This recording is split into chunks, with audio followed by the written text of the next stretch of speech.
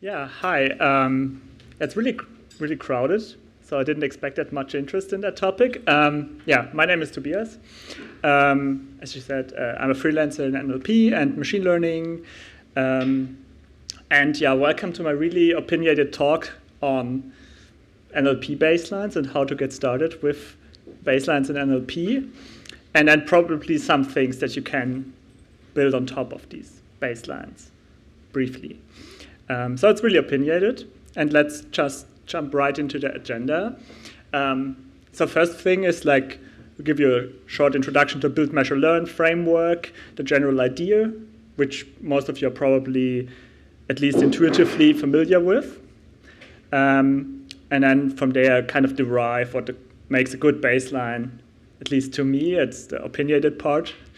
Then we're going to look at some examples, some kind of playground use case, so to say.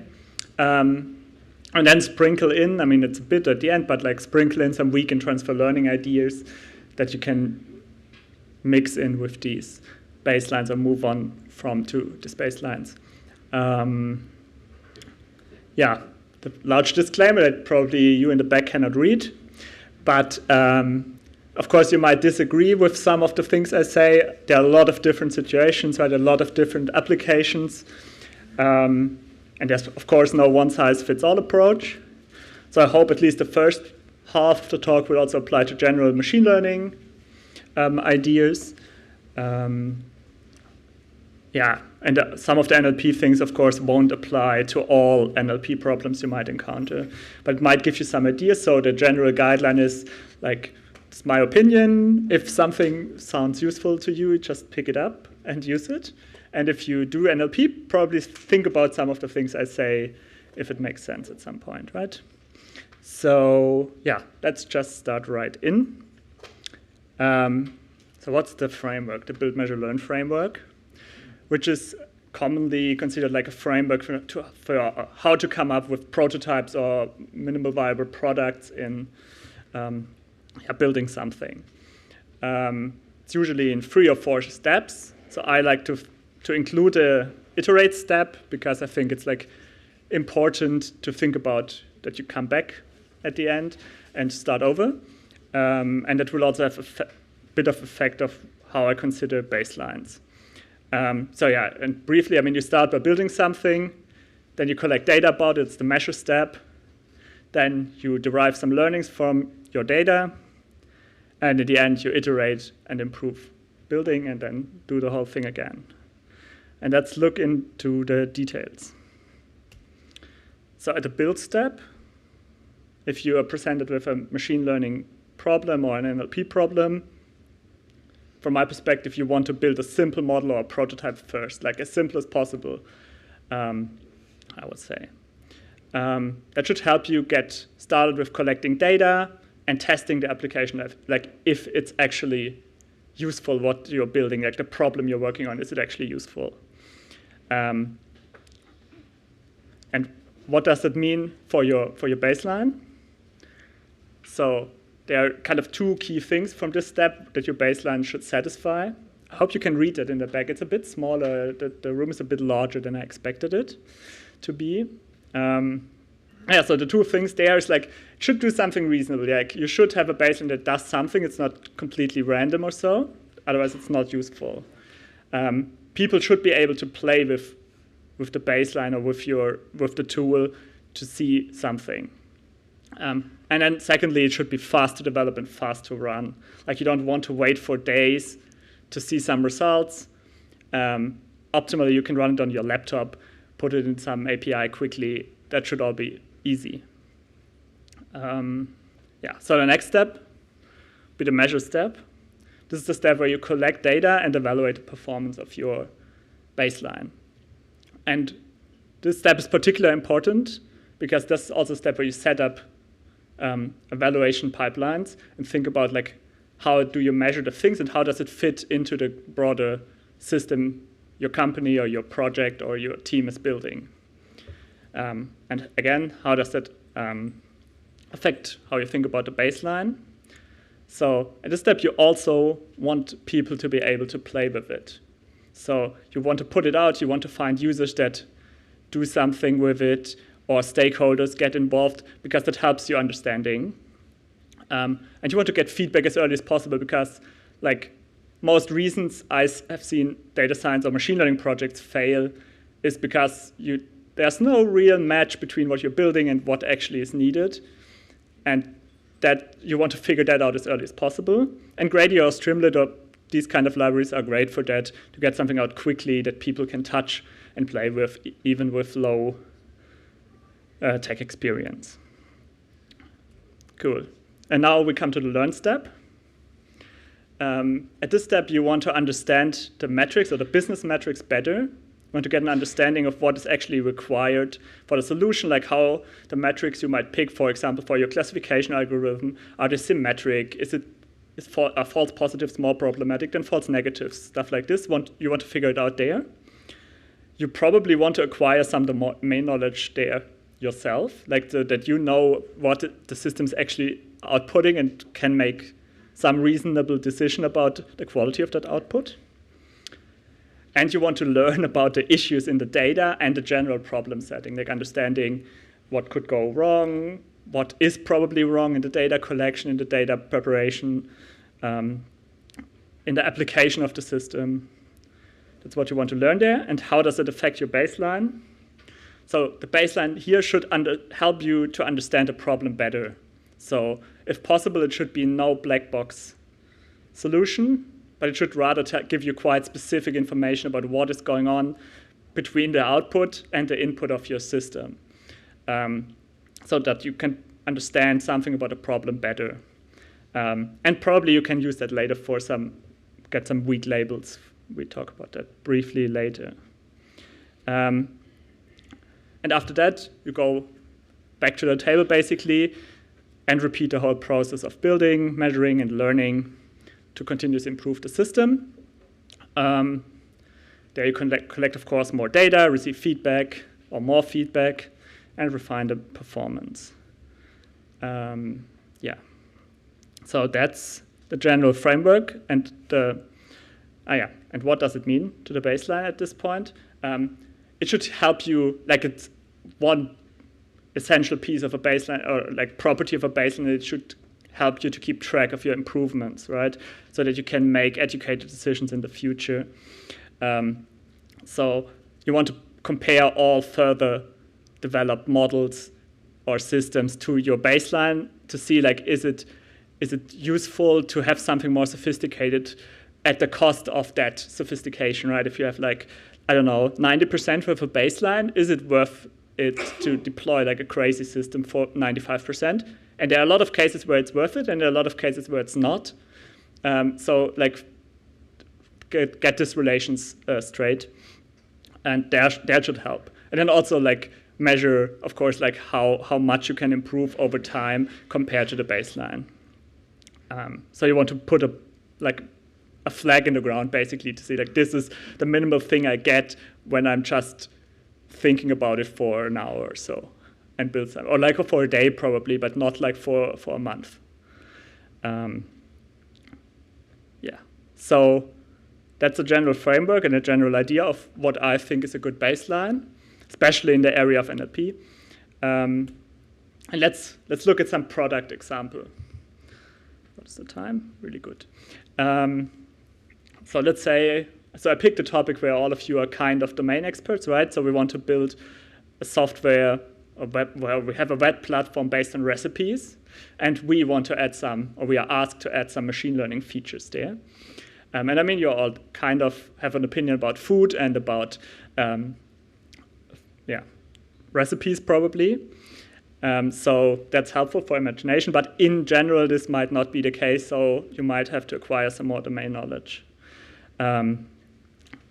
So now we're presented like with a website. We want people put up some recipes, and we are asked to do some things.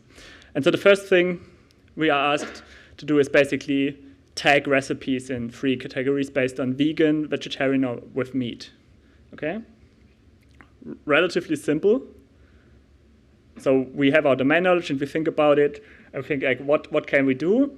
And then we remember, it might be all keywords, right? Like, and I would say this is a general thing in a lot of NLP applications, or in a reasonable amount of NLP applications. A lot of the semantic meaning of a text comes from the semantic meaning of very little keywords. And of course, there are other cases, but it's important, like a lot of performance can be kind of achieved by using keyword-based approach. And here we would just go and collect some text, some words that represent meat, like you would collect pork and whatever. And I would collect cheese in the vegetarian keyword list. And then you would just check if it's in the text, right, in your recipe. So something like this is probably a bit small now. But you would just check, and that can be improved, of course, but that's a really, really simple thing. You can come up with this in like 10 minutes, depending on how much time you spend on the lists that are not shown here. And that actually might give you a reasonable performance. It's also a really simple task, but it has to show some quite interesting benefits or like properties. For example, it's really, really easy to understand, to communicate to shareholders, and also to people who, for example, would label data later. You can exactly say like, hey, look, we have a baseline, it said that.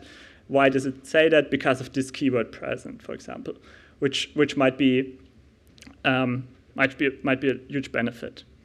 But that's really simple, right? It's a bit boring. But there are use cases out there where people used transformers for this kind of things. So think about keywords first. But let's do something a little bit more sophisticated. It's again a classification task. But now we want to judge how hard the recipe is to cook. Like we want to add it in difficulty categories, basically, like easy, advanced, or hard. And now you think about like how would you do that? Like sure, I mean, one safe approach could be you just pipe it all to ChatGPT and ask like, give me back something, but you would learn nothing, right? And for recipes, you can make sense of it, but in general, it might be hard. So what would we do? We could think about like what makes a recipe hard to cook. And it's probably, again, something related to presence of certain keywords, right? Like could be like how many cooking tools are present in the text are used, how many ingredients are used, might be a proxy, and how many cooking-related verbs are there that probably describe different steps of the preparation process. And I mean, you could just, again, create keyword list and build rules based off the presence of these words. You could start with really simple rules. I put some really stupid, simple rules there, where just count and say like, if there are over 15 of these keywords, then you say it's hard. If they're under 5, it's easy. And if it's in between, it's advanced, whatever that means. And of course, you can tune that kind of on some data by looking at it and play with it and see if that makes sense. And you can come up with more complicated or complex rules to some extent. And then you probably want to move to machine learning system. But again, like here you could say like, if you set up a labeling tool now, you could show people who label the data, like this is the opinion of the baseline and this is the reason, because we found like, I don't know, there were 5 tools involved and like 20 ingredients. That might be a complicated recipe or like a hard recipe. But people can have a different opinion and you can learn from that. So keywords are nice. And now quick introduction to weak and transfer learning. That's basically what you can do if you got the baseline set up. So, and it's really brief, right? Transfer learning basically means you leverage models trained on a lot of different data that are just around, and you leverage these models to learn something faster about your specific problem, which is quite popular right now with large language models and fine-tuning them. And then there's like weak learning, or all kind at the same time, which is basically short for learning with weak supervision. For example, from rules or from like proxy labels you can get somewhere. And it basically is built around this concept of a labeling function that takes the inputs and produces some label. And you can kind of build multiples of these label functions based on rules and put them together with tools, for example, like Snorkel, where they've tried to figure out a smart way to combine labeling functions to get kind of probabilistic labels to improve performance of the fine-tuning later, or stuff like that, or the labeling process, the manual labeling process, which you can do now with these kind of baseline where you really have simple functions that you understand well. And you could also split, for example, the functions you saw before in multiple functions, and use them as different labeling functions to leverage Snorkel, for example, better. But what you also can do is you can just train the system with the weak labels. Like you just take Distilbert, right, like a large transformer model, give it the weakly labeled data, train it, and then mix in later in the training process, you mix in hand-labeled or manually labeled data or corrected labeled data. And then it might learn, or it probably will learn much faster with the help of this weak signal you get. Yeah. So, and now at this point, I want to briefly go through some other NLP tasks and briefly say what might be a good baseline there or idea for a baseline in the same way like before. Named entity recognition, or generally sequence tagging. If you have labeled data, you can just use a dictionary approach, basically take your labeled keywords or take the things you know you want, use them as a dictionary and test the performance on some test data, which basically say everything I know about people. If you want to identify people, take a list of people, check how well it performs on your test data set, which gives you a baseline number of how good everything that you build afterwards should be. And then, of course, if you have some specific things where there's no general data available, for example, if you want, ingredients might be a bit questionable, but rules on the parse tree that you could, for example, get from Spacie, or context words might also work well as a starting point for a baseline. For example, if you want to identify persons, keywords like Mr. in front of some token might provide some insight about the next word. Then a common thing nowadays that a lot of people are quite interested in is text similarity.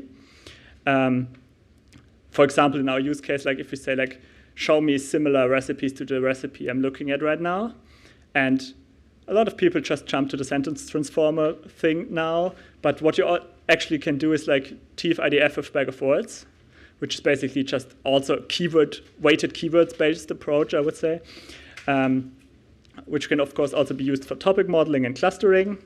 And then, from my perspective, if you implemented that, it's really easy to just switch out the text embedding method. TF-IDF, bag of words, gives you a vector for every text. Sentence transformer gives you a vector for every text. Both are comparing these representations by cosine similarity, so you can just replace them in your pipeline if you figure out you need some more semantically some more semantic capturing methods in your pipeline. Or you can go the other route, and use something I would call restricted bag of words, where you say oh, I care about specific properties of my similarity. For example, I care about, is it similar with regards to tools used, or with regards to whatever ingredients used. So you could say okay, I just restrict my bag of words vocabulary to something, and then you get a restricted similarity. And of course, you can balance these both approaches, right? You can say oh, I take the cosine similarity from sentence transformers and add it up with the similarity from the restricted bag of words, and then you can balance kind of how much weight you want to put on some things. And you can play with that in some kind of Gradio frontend, for example, to see what fits your need. And then lastly, search. So people thought about search for quite a while, and there's no, there are quite strong baselines out there that in practice are super hard to beat. Like on some document retrieval or so, like BM25, like the common retrieval function in, for example, Elasticsearch, is super hard to beat. In a lot of cases, sure, there are always different situations, but this is usually a strong baseline. And for prototyping specifically, I like this LunaPy, which is basically a small implementation of something like Elasticsearch in a way, or like the retrieval function in Luna and in Solr, which is really nice for prototyping. Well, so quick summary, and too long didn't listen or too confusing didn't listening. So the main point you should have taken from this brief talk is like, you should try to start simple, like don't jump to large language models as the first thing. If you have no strong evidence that this is the thing you should try first, like try to come up with something simpler.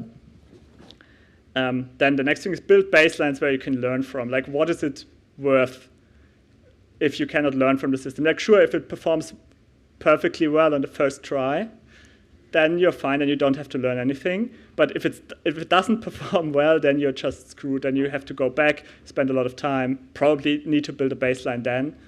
And that's most likely to happen. And then, I mean, I said it multiple times, but like I would say, don't jump on the deep learning approach too early. And there might be reasons, again, to do that early, but often it's not the case. So that's the talk. Thank you. And a small ad block. So yeah, you can find me on the website. I'm a freelancer, tobiassterbak.com. I have a blog, depends on the definition, where I do NLP and machine learning and stuff. There's Twitter and there's Mastodon. So yeah, thank you. And then,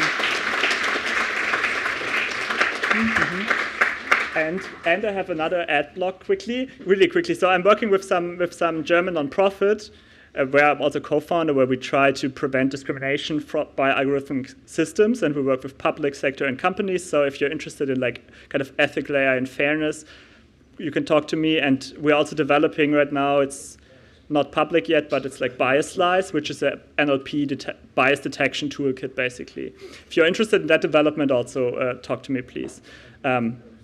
Cool. Yeah. So now, some questions. Thank you, Tobias, very much. Very interesting.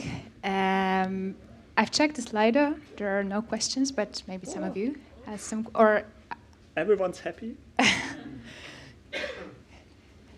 Anybody? Here was the first one. Thank you for your talk. I had one question as a general question, more an abstract one. And that is it really like, I believe there are some really good baselines for various amount of topics. And I wanted to ask you if you think there is, so like, if there's a really still a big market for, you know, developing baselines and, to kind of have a, so is there kind of still a need for developing many baselines? So I'm not 100% sure if I got the first part, like why are there good baselines for all kind of things? Like, I mean, there's some kind of standard applications that you could consider in a way solved, right? You would not build for like a system to get like person names from newspaper articles. You would not build that yourself. You would just use Spacey or whatever, and Flare or whatever pre-trained thing. But there are a lot of things where it's a lot of applications that fall in some category of task, like classification or similarity retrieval or something, but it's not, there's no one working with similar data. Like, for example, there's a lot of like really short query search things for really specific databases, or like document collections where there's nothing as a baseline, for example. So there are some tasks that can be considered solved to some extent, and then there are a lot of like changes on different data sets and different applications of these tasks to other data. So yeah, I mean, I would say there is a need for baselines. Of course, I say that. Okay, thank you. Let's do one question from Slido. There's a question about, do you have any Python frameworks to recommend for creating baseline? I mean, so I mean, if you can for NLP build on top of keywords, for example, then I would not recommend any framework and just code something up quickly if you can. But of course, a good baseline for NLP, I would say for a lot of tasks is something built around logistic regression or bag of words vector representations, which you can get from scikit-learn, for example. Yeah. Okay. If this answers the question. Hey there. First of all, thanks for the talk. Secondly, I wanted to ask, especially when it comes to NLP, often data is, from my experience, one of the most pressing topics because you often get like things like PDFs or, you know, file formats in a non-usable way. Do you have any experience in baselining the data? Do you have any sort of data collection that you could recommend for some sort of, you know, creating a quick prototype or something? So you mean like pulling data out of PDFs, for example, or so I'm not sure if I got it. I mean, if you have like the perfect Python package recommendation for that, I would love to hear it. Other than that, there are, you know, some sort of open source databases which some could use. For example, if you have the recipe example, yeah, right, there is, I think, the taste database or something that you could leverage to in order to create a prototype when the customer or whomever does not have the data ready yet. So I see. So I mean, sure, it depends like on the use case. So in general, actually, I have to say I never worked on a customer use case where it was really useful or easy or legal to acquire public data for that use case. I mean, there might be cases where this is the case. Yeah, but it's hard, I guess. And for PDFs, I recommend PDF Plumber if your PDF is not completely broken, which is often the case, and then you're lost. But yeah, cool. Okay, I see another question.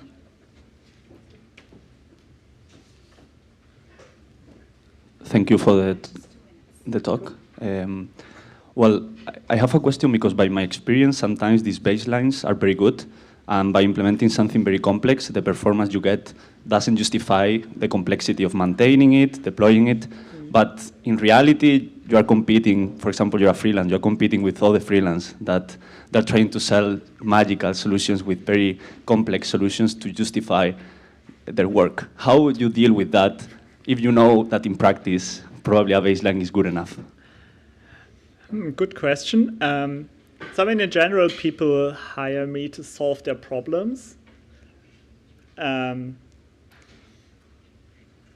then if the baseline solves the problem sufficiently well, then that's often enough. And also the modeling part is often not the not the super critical part. Like the critical part is to measure it properly, and probably sometimes people can also take over and improve the solution, right?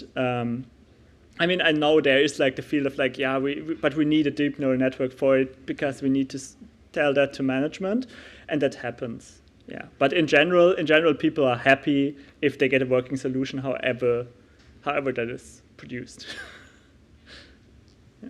Do we have time for one more question? We have 1 more minute, and cool. We have a simple question from Slido, controversial one. Would you consider using large language models to create a baseline for NLP tasks? So, I mean, I would say, like, if you consider using something simple, really simple first, like if you think about, like, could I do this? Like, if you spend half an hour thinking about, could I do this with some list of keywords? To some extent, and then it's like, it might be super hard to come up with something. And I mean, sure, I mean, you can use like whatever transformer for a baseline. If you have data available at some certain scale, like in the correct situation, you can do that. but then you should be able to justify why no simpler solution. At least to like if I ask you, you should be able to say like, well, I thought about it for half an hour and probably could have come up with something, but it would have been complicated, and the situation is complicated, so that's why we picked this one. But like not, we wanted to classify recipes into hard and easy, and we've just thrown it to sentence transformers and hoped something happened. And then it didn't. Then we worked on it for 3 weeks and nothing happened, and then that's not good. Sure. Yeah. Thank you so very that's much. my opinion. Thank you very much, Tobias. Please give another round of applause to our speaker. Thank you.